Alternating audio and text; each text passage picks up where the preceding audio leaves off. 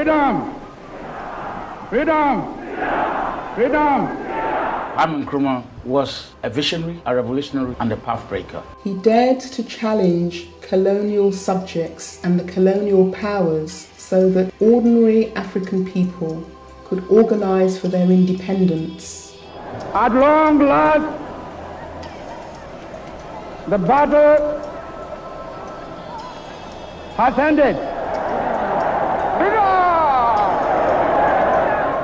He had a vision, he had a dream about Ghana. He broke with the past of bourgeois, gradualist, nationalist politicians. We dedicate ourselves not only in the struggle to emancipate other territories in Africa. Our independence is meaningless unless it links up the total liberation of the African continent. Kwame Nkrumah was the greatest Pan-Africanist and socialist revolutionary organizer that the African world has seen. And if the masses of the people pick up on his ideas, Africa will be free.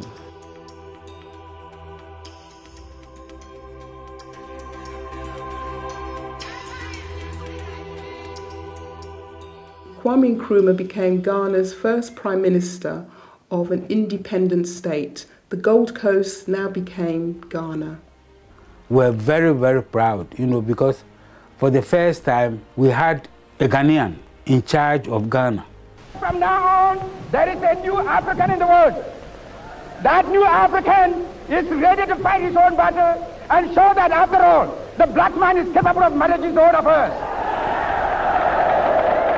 To symbolize that the Gold Coast was now an independent country, Kwame Nkrumah and his Convention People's government decided to change the name from the Gold Coast to the historically ancient name of Ghana. Ancient Ghana, going back as far back as the 5th century, was an ancient kingdom in West Africa, and therefore Nkrumah and the CPP decided to revert back to this historic name. Dr. Kwame Nkrumah became known later as Osagyefo, Dr. Kwame Nkrumah. And Osagyefo in the Akan language of Ghana means savior. But he was also known as Showboy and had another series of nicknames to indicate the extent of his charisma, which was electric. His slogan was, "Thought without action is empty, and action without thought is blind," so that we need men and women who think like men and women of action and act like men and women of thought. The task then was to begin to build a new nation, united nation, a nation in which its people saw themselves first and foremost as Ghanaians, rather than Ashantis and Ewes and Dagombas and so on. So that was the task. The primary task was to build a new united Ghana with a distinct Ghanaian identity. The challenges that Nkrumah faces start well before independence. In 1954, the Minister of Finance was Kwame Bedema, stands up and presents a paper to the cabinet saying the cocoa price is going to go down, that basically chocolate makers worldwide are overstocked, the price of chocolate's going to go down, there's no market growth predictable in future, and the conclusions drawn in cabinet then are what we want to do in terms of social change, advancing the need for education for all, health service, building a deep water port at Tema, improving the infrastructure so that the supply of farm produce to towns and so on can be enhanced and so on. We're going to have to do that fast. So they spend like drunken sailors. Some of the industrialization projects he carried out were the building of roads. There was various schools and hospitals. He poured a great deal of money into education. In a relatively short period of about 6 years, educational institutions had been built in all the districts of Ghana. They had introduced fee-free and compulsory education for every Ghanaian child. For all students, both girls and boys, from primary school to higher education. They're using up reserves because it's not going to last. They know that there are bad times coming. So that is the fundamental challenge, that if you want to reconstruct a state, if you want to make a modern state, if you want to industrialize a state, and so on, you need cash. There's no serious outside investment at the time. There's a lot of bent outside investment at the time, which is another story. But the challenge he faces basically is a decline in government revenue. And it's fundamentally a government revenue-based development project that he's on about with the first 2 5-year plans. The construction of the hydroelectric project in Akosombo was key to the industrialization of Ghana. With declining state revenues, with an increasingly hostile Western world, but I think also an indifferent Eastern world, Russians always talk about supporting him, but in terms of what actually turns up on the doorstep, in terms of cash or things, not very much to show for it. He has gone to the US to raise funds for the construction of the Akosombo Dam. The US didn't want to support, and they were dragging their feet. So he reluctantly had to make a move to the Soviet Union to support. And that was when America decided that it's, Kaiser. You have to remember, in the world, there was sort of East versus the West. We're involved in what they call the Cold War, communism versus capitalism. Africa was caught in the middle. All the countries that had become liberated and were fighting for their freedom were vying for that country to be in either the Western camp or the Eastern camp. Kwame Nkrumah and the parliament decided that they must be non-aligned. They were not supporting the West against the East, nor the East against the West, but they were moving forward toward Pan-Africanism. Nkrumah's vision for Ghana was very much a microcosm of his vision for the entire African continent. On the eve of Ghana's independence, Nkrumah made a statement that the independence of Ghana was meaningless unless it was linked up with the total liberation of the African continent. We dedicate ourselves not only in the struggle to emancipate other territories in Africa. Our independence is meaningless unless it is linked up with the total liberation of the African continent. And so it was, Vice President, that from the very first day of her independence, Ghana served as the rear base for the total liberation of our continent. Nkrumah gave practical expression to this declaration by, first of all, organizing the All-African People's Conference of 1958, at which all the liberation movements in Africa participated and formulated strategies for overthrowing colonialism. Nkrumah gave enormous logistical and practical support to various liberation movements such as Patrice Lumumba of the Congo, Amilcar Cabral of Guinea-Bissau, and Kenneth Kaunda of present-day Zambia, and many others. He invited George Patmore to serve as his advisor for African affairs. And he also invited the man who had been the president of the 5 Pan-African Congress, the first Pan-Africanist Congress, all the way through the 5th Pan-Africanist Congress, W.E.B. Du Bois. He invited him to serve as his minister for Encyclopedia Africana. Ghana had become the Socialist Republic of Ghana because health care, education was free.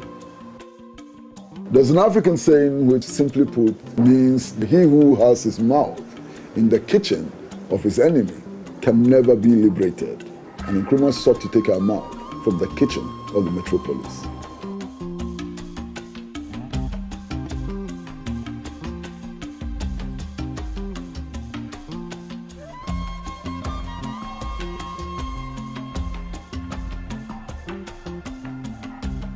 Kwame Nkrumah believed in developing a new way forward where African economies could be transformed to cater for the needs of their own people without being dependent totally on external forces. One of the things that Nkrumah did was to establish a huge cattle ranch to provide the meat that our people needed. He also established a tannery to produce the leather, and then established a shoe factory to turn the leather that has been produced by the tannery into shoes and other leather products for our people. 1964, I was 21 years old. I came to Ghana and what I witnessed was just phenomenal. I didn't want to leave. I see new schools being built every day, free education. I see new hospitals being built, new clinics, free health care. I see factories being built by Africans, not by Chinese, not by South Koreans, but by Africans. In Ghana, you go there and you see African pilots. You see African news presenters. You hear African music, African clothes. And down in Ghana, we got our own national bank. Nkrumah also established the Black Star Line, which was a shipping line to promote trade between the African countries and Africans in the diaspora and so on. The significance of the flag of Ghana, and that is the symbolism held in the star. Just as Kwame Nkrumah said that the African can determine his own future if he's left alone. And the star, it really represents that star that Marcus Garvey, the Honorable Marcus Garvey, had for the Black Star Liner. This would have moved Africa toward economic independence. That antagonized the West. And particularly Nkrumah's ambitions to unite the African continent within the context of a union government for Africa also made Nkrumah and his ideas a danger to imperialist interests. Cocoa at that time, alongside gold, was one of the key primary products that Ghana was exporting in order to derive foreign exchanging capital to manage its economy. Prices began to decline considerably, and therefore this correlated with the declining living standards of most Ghanaians. From a high of 400 pounds per ton of cocoa in sometime 1965, it had fallen to about 80 pounds. We also have to remember that this decline in the cocoa prices was manipulated by various Western powers who wished to impose an economic squeeze on Kwame Nkrumah's government. And as a result, many Ghanaians became economically and also politically disenchanted with Nkrumah's government. He pegs wages at a time when inflation is raging. Not only does he do that, he demands that workers contribute to a compulsory savings scheme. And that meant that you took some of your wages, but the rest of your wages were produced as a bond, which you could cash in, I can't remember, 3 years or 4 years' time. And of course, those bits of paper were never produced. In addition to that, there was also a rise in corruption amongst officials, state officials and CPP officials that led many Ghanaians to question the CPP. The National Liberation Movement had taken the part of terrorism against Nkrumah. Supporters of Nkrumah were being killed on a regular basis. They were exploding bombs across the country and so on, and generally creating a situation of insecurity. He had a vision for the future. He was not really working for that year. He does not work for the public consumption. He was just doing it for the right reason. And that is why a lot of people fell apart and started to be confused and, doubting his intentions. They thought he was misguided. Imperialist forces stepped up their opposition, stepped up their action. There was about 6 or 7 attempts on Nkrumah's life. In the 60s, there were many assassination attempts on Nkrumah. And one of them actually took place in the Flagstaff House, where he had his office and also his residence. A police officer was planted to shoot Nkrumah. This was a police officer on guard duty who attempted to shoot him with his rifle. He came and just opened the door, and at that time Nkrumah was behind that door. It was a very heavy door. So he knocked him with the door and he fell. And Nkrumah himself disarmed him because he knew some basic techniques. Nkrumah liked jogging, he likes walking, he likes exercising, he likes doing judo, karate, these little things. And you can see from the picture behind me, Nkrumah putting down an assassin, somebody who tried to assassinate him. These activities of sabotage, bombing, continued throughout the regime. Some of the actions he had to take to deal with the sabotage included the Preventive Detention Act, where people who were involved in this act of sabotage and destabilization were imprisoned. Today, countries like the United States of America, countries like the United Kingdom, have passed legislation which is similar to the Preventive Detention Act. Are we to say today that David Cameron is a dictator? Are we to say that Barack Obama is a dictator? Because they've essentially passed the same laws. Those laws were passed in response to the anarchy and recklessness of the opposition to Nkrumah. I remember the story which was put out by the opposition to Nkrumah, that Nkrumah was keeping people in jail and maltreating them and so on. And they got photographs published in London and other places. Eventually it turned out that those photographs had been taken from a Togolese prison rather than a Ghanaian prison. Now, I'm only beginning this research. In 2 days in the National Archives in Washington, apart from finding that the consul was helping people form opposition political parties, I also found that in 1964, so 2 years before the coup, the head of the CIA has a meeting with the head of the State Department, their Foreign Office, and says, I really think General Ankara would be the best person to take over.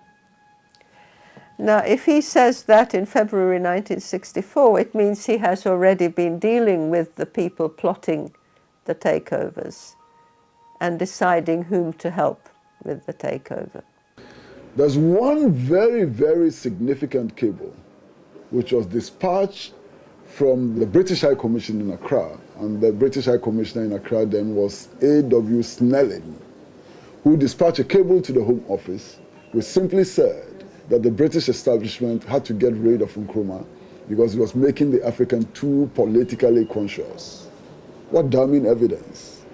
The factors that led to the coup that overthrew Kwame Nkrumah's government can be separated into internal factors and external factors. Among them were the declining economic situation in the country, whereby 1965 Ghana only had £500,000 in sterling in their reserve account. Nkrumah's perceived meddling, interference with the army and the police, particularly after the 1964 assassination attempt on him. He had removed the police chief, and in the subsequent year, 1965, he'd also demoted several of the generals.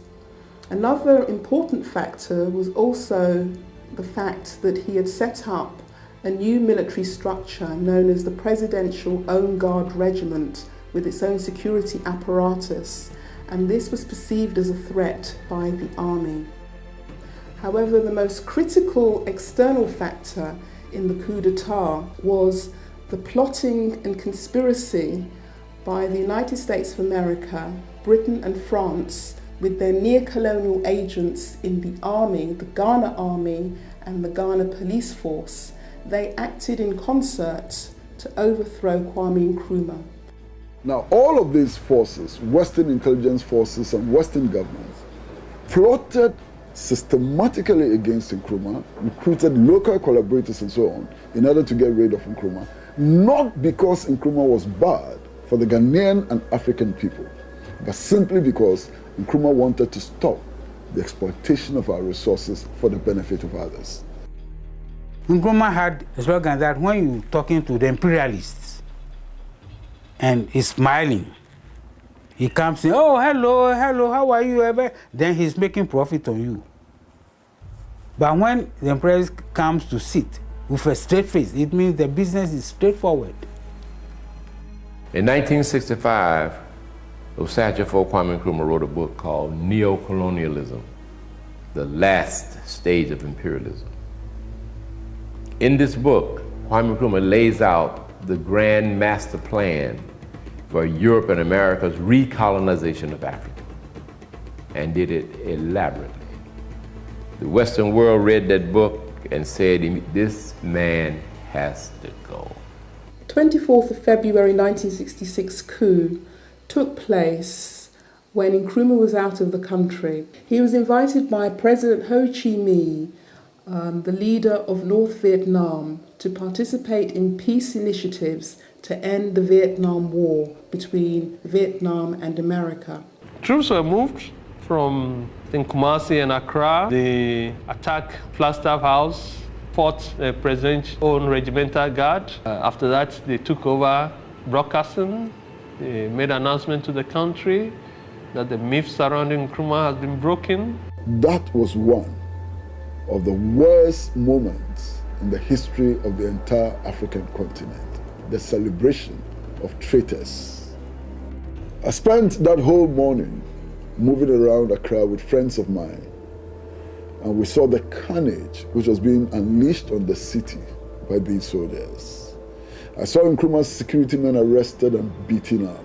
I saw them with bayonets in their chests and so on. He asked me whether I understood the meaning of a coup, and I told him that, well, when the military takes over from a civilian government, they said, he cracked the joke that is the dictionary meaning, but they said, this is the beginning of a history in Africa.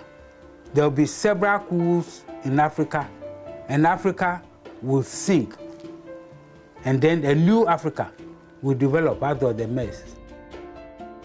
Nkrumah went into exile in Guinea, but managed to keep touch with the people of Ghana through frequent broadcasts. I came to Guinea early '68, and this is when we proposed to Kwame Nkrumah to allow us to bring him back to Ghana, because we were ready to bring him back with guns blazing. I mean, we were young and we were ready and excited, pumped up. Kwame Nkrumah looked at us, and smiled. He took the guns out of our hands and put books in our hands. It was quite frustrating for me at the time. I didn't really understand. But thank God he did. In his infinite wisdom, he knew we didn't know what we were doing. He knew that we needed to study. As co-president of Guinea, he helped shape economic and political policies and so on. But in addition to that, Nkrumah wrote a lot in Guinea. Nkrumah called the time in Guinea one of the most productive periods of his life. He wrote a number of books during that period. He maintained contact with progressive embassies such as China, Cuba, and other countries. He continued to have relations with various Pan-Africanists all over the world, and who went to meet him in Conakry. In the last 3 years of Nkrumah's life, he experienced deteriorating health. Initially, the cause of his illness was unknown, and he sadly, tragically died of prostate cancer in April 1972.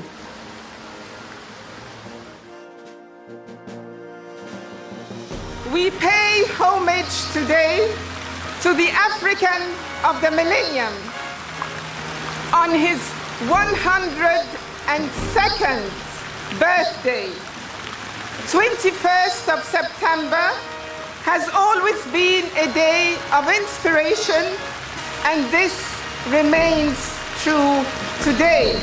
Let us use the memory of this great leader, President Kwame Nkrumah Osagyefo, to spur our continent on to the next phase of the vision of the founders of our nations.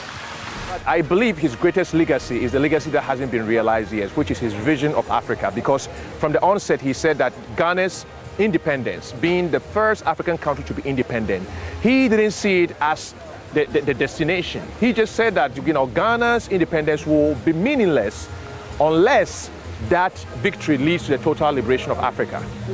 So Ghana's independence was on the path to that vision. So I believe that the realization of that vision is going to be his most important legacy. And I believe that it's going to be a generation right now who are going to rise up and realize that.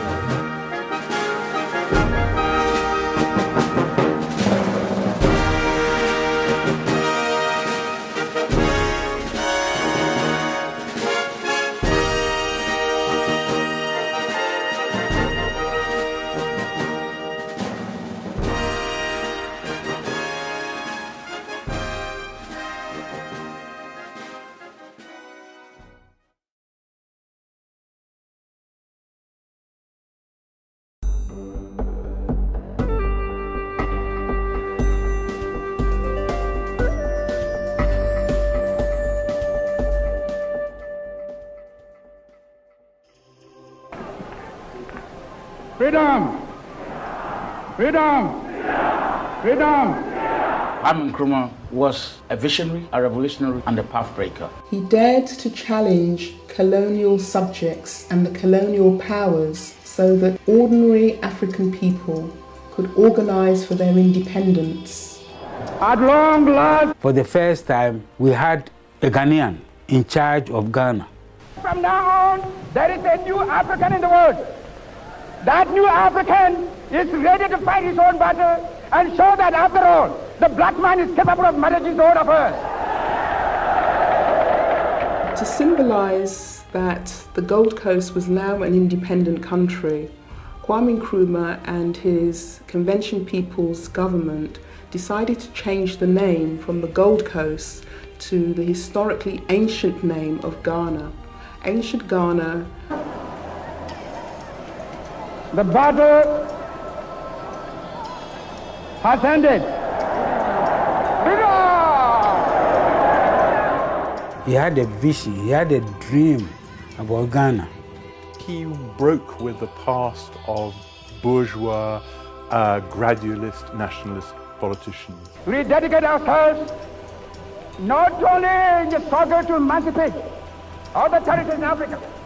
Our independence is meaningless unless it links up the total liberation of the African continent. Kwame Nkrumah was the greatest Pan-Africanist and socialist revolutionary organizer that the African world has seen. And if the masses of the people pick up on his ideas, Africa will be free.